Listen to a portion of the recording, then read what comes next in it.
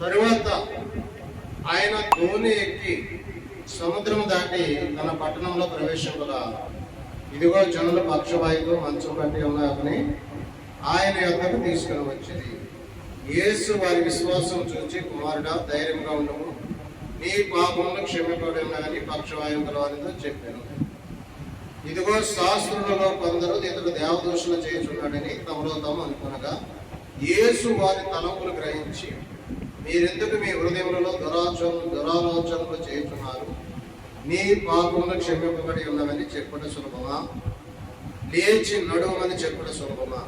అయినను పాపములు క్షమించడానికి భూమి మీద మనుష్య కుమారుడికి అధికారం గలదని మీరు తెలుసుకోవాలని చెప్పి, ఆయన పక్షపాతం గలవారిని చూచి, నీవు లేచి నీ మంచం ఎత్తుకొని నీ ఇంటికి పోమని చెప్పక వాడు లేచి తన ఇంటికి వెళ్ళాను. జనులు అది చూసి భయపడి మనుషులు గిట్టి అధికారం ఇచ్చిన దేవుని మహిమపరచడి. హల్లెలూయా. యేసు ప్రభు వారు ఆయన తిరిగిన దేశాలు, యోదయ, సమరయ, గలిలయ ప్రాంతాలన్నీ కూడా ఆయన కాలినడకతో తిరిగి ఆయన పరిచర్య చేస్తూ, పరిచర్య ఎలా చేశాడు? ఆయన రాత్రంతా ప్రార్థన చేసి పగలంతా కూడా పరిచర్య చేశాడు. ఆయన తారసపడిన రోగులను స్వస్థపరిచేవాడు, మరి దెయ్యాలను వదిలించేవాడు,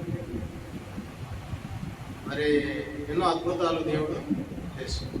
ప్రజల మధ్య తిరిగి అద్భుతాలు, ఆశ్చర్యకార్యాలు, సూచక్రియలు, మహత్కార్యాలు ఎన్నో చేశాడు. ఈ ఆశ్చర్యకార్యాలు, మహత్కార్యాలు, సూచక్రియలు ఇవన్నీ ఎవరు చేయగలరు? మనుషులు చేయగలరా? మనుషులు చేయలేరు, దేవుడు మాత్రమే చేయగలరు. ఆయన దేవుడు. ఆయన 100% దేవుడైతే 100% అంటే మానవ రూపంలో ఉన్న దేవుడు. యేసు ప్రభు వారు మానవ రూపంలో ఉన్న దేవుడు. అయితే ఈ శాస్త్రులు, పరిసయ్యులు, సద్దూకయ్యులు, ప్రధాన యాజకులు అనేవాళ్ళు ఉన్నారు. వాళ్ళంతా యూదులు. వాళ్ళు ఒప్పుకోలేదు యేసు ప్రభువుని దేవుడు అని, వాళ్ళు అంగీకరించలేదు. మనిషి దేవుడా,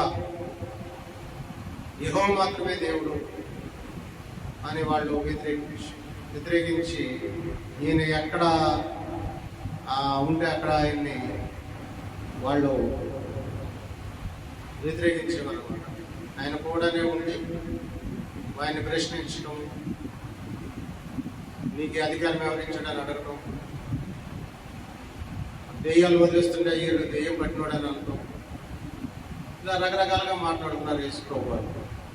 ఆయనైతే ఆయన పని ఆయన చేసుకుంటూ వెళ్ళిపోతున్నాడు, రోగులను స్వస్థపరుస్తున్నాడు, అద్భుతాలు చేస్తున్నాడు, ఆయన దైవత్వం చూపిస్తున్నాడు. నమ్మిన వారు రక్షించబడ్డారు, నమ్మిన వారు అలాగే ఉంటారు. ఇప్పుడు ఇక్కడ తరువాత ఆయన ధోని ఎక్కి, ధోని అంటే తెలుసు కదా, నీటిలో పడవలంటే ధోని ఎక్కి సముద్రం దాటి. ఏంటి ఆ సముద్రం? ఆ సముద్రం పేరేంటి? అది గలిలయ సముద్రం. గలిలయ సముద్రం, దాన్నే తిబెరియ సముద్రం అని కూడా అంటారు. ఆ సముద్రము దాటి తన పట్టణంలో ప్రవేశించగా, పట్టణం అంటే ఆయన పట్టణం ఏది? ఆయన పట్టణం కపెర్నహూం. యేసు ప్రభు వారి పట్టణం కపెర్నహూం.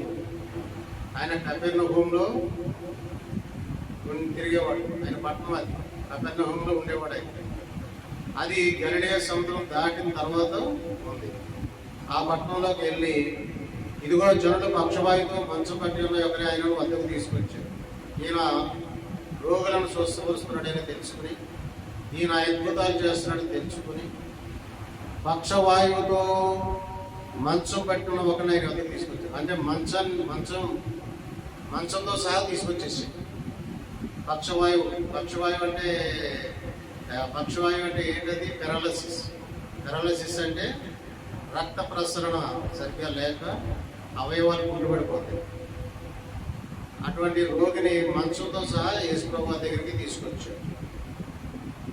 యేసు వారి విశ్వాసంలో చూచి, ఎప్పుడైతే వాళ్ళు మంచంతో సహా తను తీసుకొచ్చారో, నా మీద వీళ్ళకి నమ్మకం ఉంది,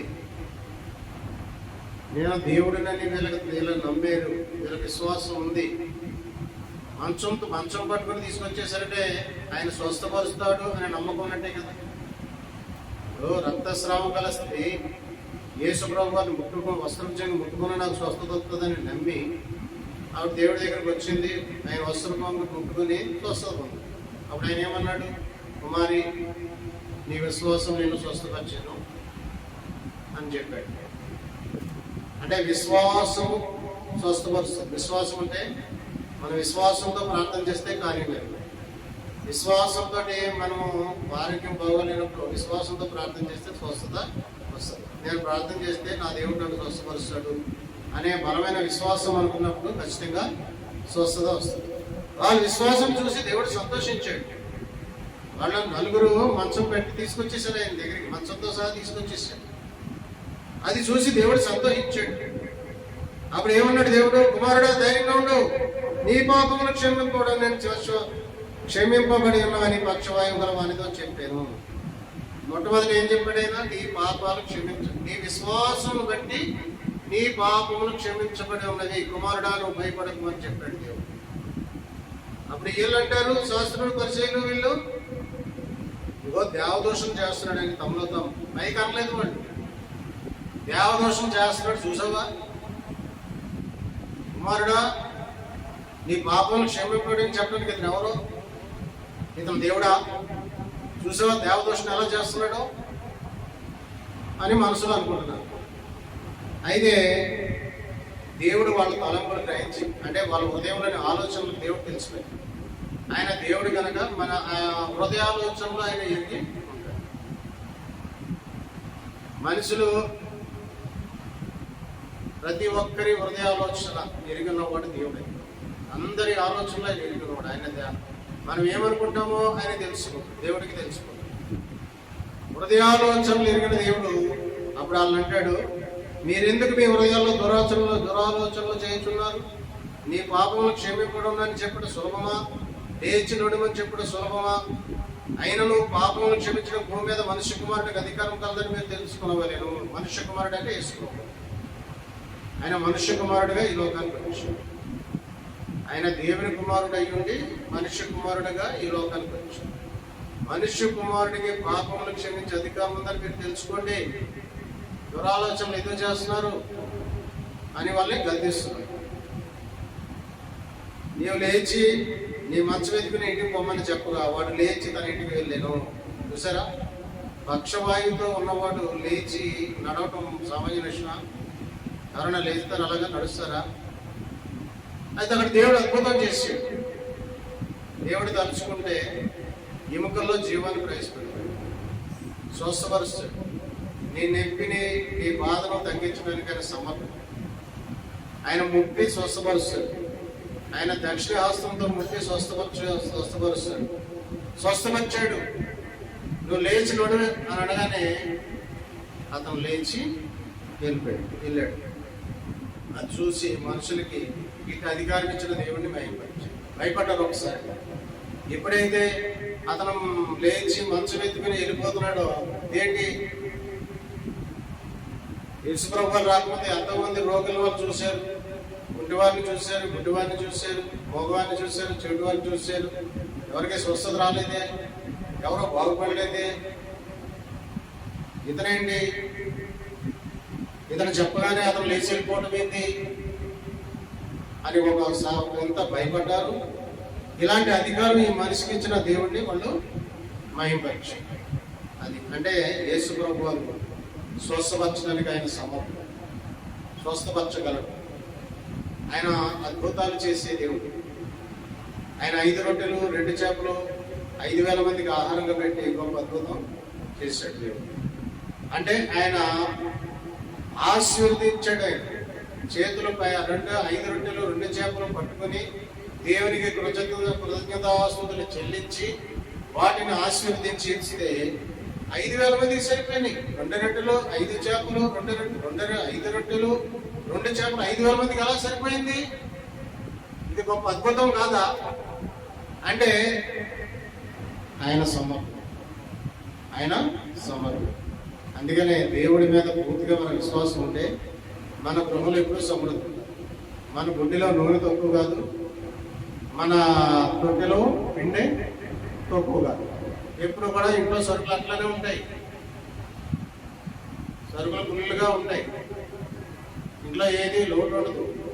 అంటే దేవుడు ఆశీర్వాదం ఉంటాడు. దావీదంటాడు, ప్రభువా మీరు ఆశీర్వదిస్తే నేను ఎప్పటికీ ఆశీర్వాదకరంగా ఉంటాను. అంటే దేవుడు ఒకసారి నిన్ను ఆశీర్వదించాడంటే నువ్వు ఎప్పుడు కూడా ఆశీర్వాదకరంగా ఉంటావు. దేవుడి దగ్గరకు వచ్చిన వాళ్ళు ఇంట్లో ఏ లోటు ఉండదు, ఏ ఇబ్బంది ఉండదు. దేవుడి మహిమ గృహంలో ఉంటే, దేవుడు ఆ గృహంలో ఉంటే ఆ ఇంట్లో ఏ ఇబ్బంది ఉండదు. అంటే జీవజాల నదులు హృదయం నుంచి గుడ్లు ప్రవహింపజేస్తాడు. ఇంట్లో సమృద్ధి ఉంటుంది, నీకు ఆరోగ్యం ఇస్తాడు, స్వస్థపరుస్తాడు, నీ ఆరోగ్యవంతుడిగా చేస్తాడు, దీర్ఘాయుష్ ఇస్తాడు, బ్రతకడానికి కృప చూపిస్తాడు, జీవించు సంవత్సరాలు అధికం చేస్తాడు. ఆయన యొక్క భయభక్తులు కలిగి ఉన్నంత వరకు, ఆయన యొక్క భయభక్తులు లేకుండా, చర్చకు రాకుండా, దేవుడికి లోబడకుండా ఇష్టానుసారం జీవిస్తే ఏముండదు. ఆయన ఆశ్రయించి ఆయన చెప్పినట్టుని ఆయన యొక్క భయభక్తులు కలిగి ఉంటే ఆయన నీకు సమృద్ధి ఇస్తాడు, నిన్ను స్వస్థపరుస్తాడు, నీకు బలం ఇస్తాడు, నీకు జ్ఞానం ఇస్తాడు, నీకు ఆరోగ్యం ఇస్తాడు, నీవు జీవించే సంవత్సరాలు అధికం చేస్తాడు, నిన్ను ప్రమాదాల నుంచి ఆపద నుంచి తప్పిస్తాడు, నీకు మేలు చేస్తాడు, నీకు నెమ్మదిస్తాడు, నిన్ను అభివృద్ధిపరుస్తాడు, నిన్ను బ్రతికిస్తాడు, నీకు జయమిస్తాడు, నిన్ను వర్ధిల్ల చేస్తాడు, నీ కుటుంబాన్ని తరతరాలు దీవిస్తాడు. అంత గొప్ప దేవుడు యేసు. ఆయన చేతిలో అదే అంటారు. అందుకని యేసు ప్రభువుకి సర్వాధికారం ఇవ్వబడి అన్నమాట. పరలోకంలో భూలోకంలో కూడా ఆయనకి సర్వాధికారం ఇవ్వడం. ఎలా వచ్చింది సర్వాధికారం? ఆయన ఈ లోకానికి వచ్చి పాపుల కొరకు ప్రాణం పెట్టాడు కాబట్టి, రక్తం చెందించాడు కాబట్టి, ఆయన జయించాడు, సాతానుని జయించాడు కాబట్టి, లోకాన్ని సాతాన్ని జయించాడు కాబట్టి, జయించి ఆయన శిలువ కార్యం చేసి ఆ శిక్షను ఆయన భరించి, ఆ పాప శిక్షను ఆయన భరించి, శోధనలు సహించి, దెబ్బలు తిని, కొరడా దెబ్బలు తిని, మరి ముళ్ళ కిరీటం ఆ నెత్తి మీద పెట్టి కొట్టయితే భరించి, ఈ బంధ దున్నెత్తే సహించి, మరి ఘోరమైన శాపగ్రస్తమైన శిలువ మరణం ఆయన పొందుకున్నాడు కాబట్టి, పొందుకొని ఆయన జయించాడు. ఎవరిని జయించాడు? సాతాన్ని జయించాడు, ఈ లోకాన్ని జయించాడు, పాపాన్ని జయించి పరలోకానికి వెళ్ళి దూతల మీద, అధికారుల మీద, శక్తుల మీద ఆయన అధికారం పొందుకొని అప్పుడు అంటాడు, నాకు పరలోకంలో భూలోకంలో సర్వాధికారం ఇవ్వబడి ఉన్నది. అందుకని ఆయన పరలోకంలో భూలోకంలో సర్వాధికారం పొందుకొని, దేవుడి మహిమను పొందుకొని, ఆయన అభిషక్తుడు కనుక, దేవుని చేత అభిషేకించబడి లోకానికి వచ్చిన వాడు కనుక, యేసు ప్రభుని దేవుడు అభిషేకించి లోకానికి పంపించాడు. అంటే దేవుని ఆత్మ ఆయన మీద ఉంది, అభిషేకం ఆయన మీద ఉంది. ఆయన ప్రార్థన చేస్తే స్వస్థత వస్తుంది, ఆయన ప్రార్థన చేస్తే విడుదల, ఆయన ప్రార్థన చేస్తే 5 రొట్టెలు 2 చేపలు 5,000 మందికి ఆహారం, ఆయన ప్రార్థన చేస్తే నీళ్ళు ద్రాక్షరసంగా మారిపోయాయి. ఎన్నో అద్భుతాలు చేశాడు దేవుడు, ఎన్నో అద్భుతాలు చేశాడు దేవుడు. దాదాపు 37 అద్భుతాలు చేశాడు అన్నట్టు బైబిల్. 37 అద్భుతాలు చేశాడు అది వాడు. అందుకని ఆయన ఇది చూసారు, భయపడ్డారు, దేవుని మహిమపరిచాడు. యేసు అక్కడి నుండి వెళ్ళి సుంకపు, ఆ తర్వాత ఏం జరిగింది? అక్కడి నుంచి బయలుదేరి ఆయన స్వస్థపరిచాడు. ఆయన స్వస్థపరిచి అక్కడి నుంచి బయలుదేరి సుంకపు పెట్టిన వద్ద కూర్చున్న మత్తయిన ఒక మనుషుని చూసి, నన్ను వెంబడించుకున్నాడు. చెప్పగానే అతను సుంకం పెట్టి మత్తయి, సుంకపుదారుడు. అంటే ఆయన ఏ ఉద్యోగం అయింది? ట్యాక్స్ కలెక్టర్ ఆయన. అంటే పన్నులు వసూలు చేస్తాడు. ఎవరి దగ్గర? ఈ యూదుల దగ్గర పన్నులు వసూలు చేసి రోమా గవర్నమెంట్కి కడతాడు. ఆయన ఏం చేస్తాడు? ఆయన ఒక పాపి. ఆయన అధికమైన పన్నులు వసూలు చేసి, అంటే 100 రూపాయలు కట్టాలంటే 200 మంది తీసుకుని 100 గవర్నమెంట్కి ఇచ్చి 100 ఆయన తీసుకుని, అలాగ అధికంగా ట్యాక్స్ కలెక్టర్ అయినా కట్టకపోతే ఊరుకోడు. ఆయనకు అధికారం ఇచ్చారు.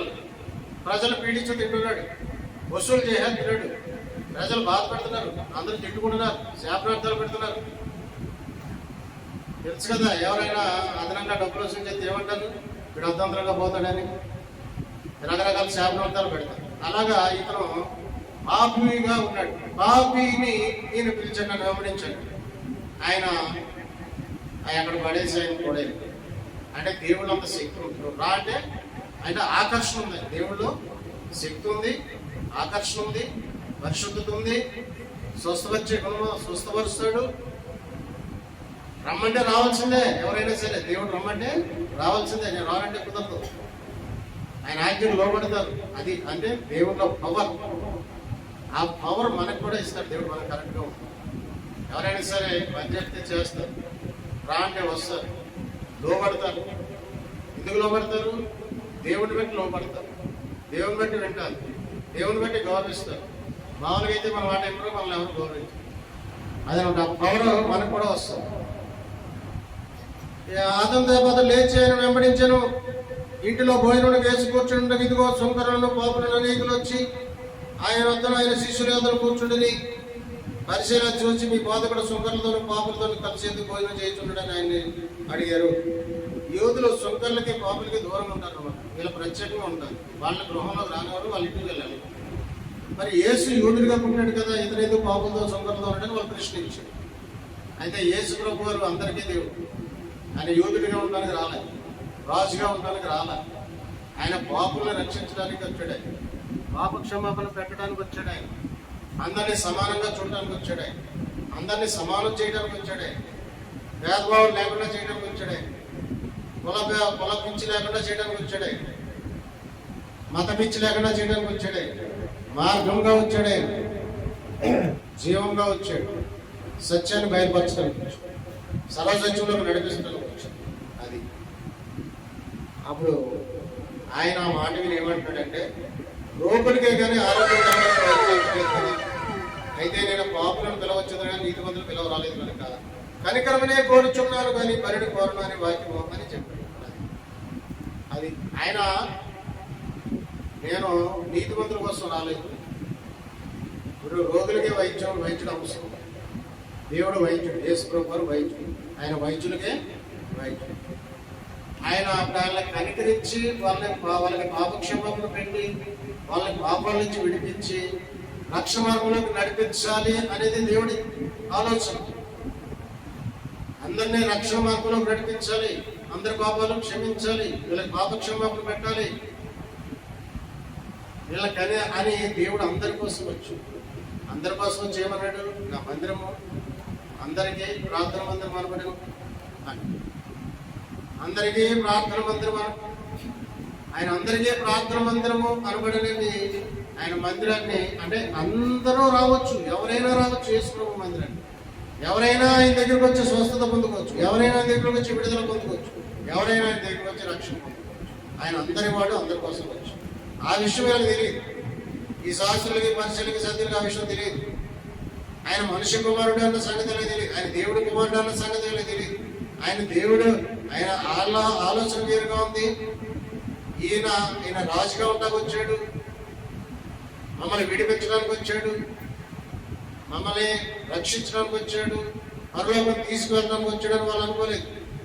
మమ్మల్ని రామ బానిసత్వం నుంచి విడిపించడానికి మాత్రమే వస్తాడు మెస్సయ్య అనుకున్నారు. కానీ ఆయన రాజుగా రాలేదు, రామ బానిసత్వం నుంచి విడిపించడానికి రాలేదు.